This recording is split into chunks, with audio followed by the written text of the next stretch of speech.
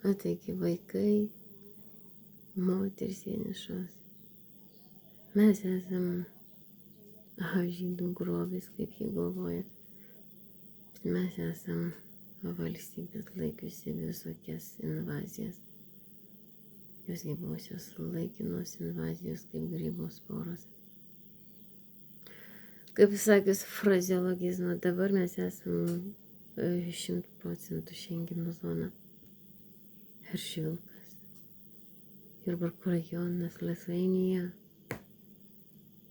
Mes iš esmės neturime šudytis dėl žydų ekstremistų socialistinių, o dabar kitų nacionalistinių šitų visų partijų.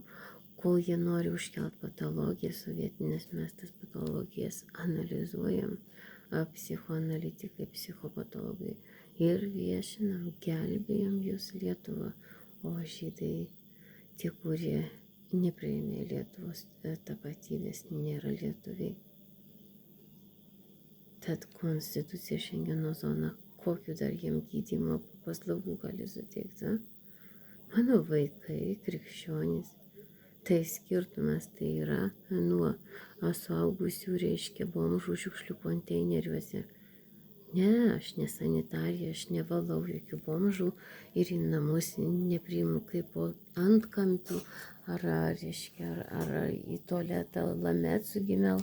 Ne, blėt, man nerūpi nacionalizmo šlykštynės ar nacionalizmo, terorizmo patologijos, visos jos. Medicinoje vadinasi patologijos.